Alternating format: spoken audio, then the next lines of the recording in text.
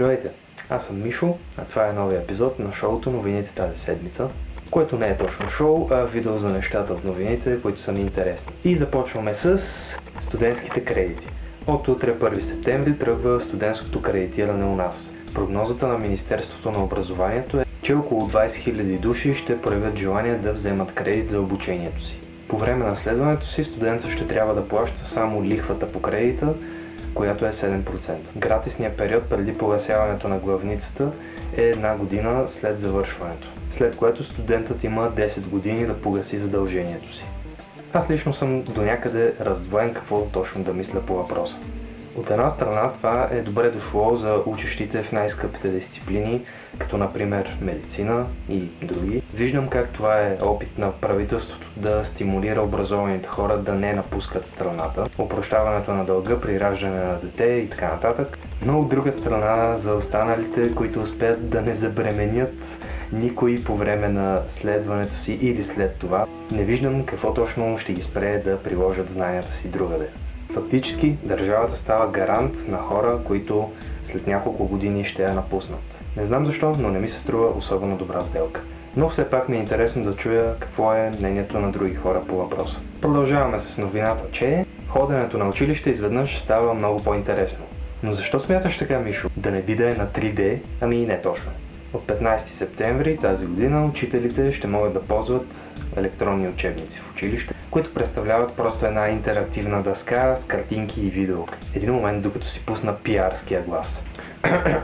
Те са първо поколение по рода си и се казват Вълшебните книги, Просвета Либри Меджики, на издателство Просвета. Първата версия включва 45 заглавия от буквара за най-малките до езиковите учебници за осмокласниците. С електронните учебници в българското училище влиза модерното образование. Нямам нищо против новите учебници, даже напротив, нека на децата да им е по-интересно докато учат. Обаче вълшебните учебници не може да отречете явната прилика с едни други магически и революционни продукти. Да, Просвета, иска ви се. И завършваме с нещо интересно, забавно и куриозно. Българин е арестуван в Гърция заради сладкиши поръсани с кокаин. Какво по-хубаво? Сладкиши, при това с кокаин. Но чакайте, става още по-интересно. Роднини на починал мъж са поръчали на погребално бюро да достави традиционни сладки за погребението.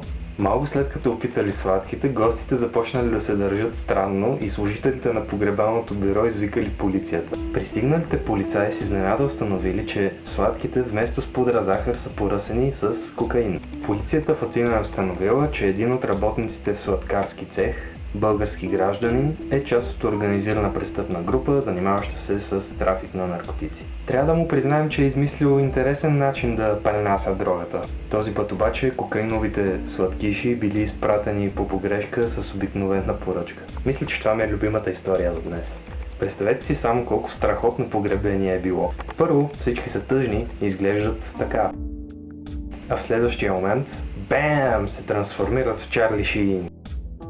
Да, знам, ужасен съм. Но все пак от сега казвам, че държа на моите погребения също да има такива кексчета. Това беше всичко, което ме вълнуваше днес. Линкове към новините им под видеото. Кликнете лайк бутончето и ми оставете коментар.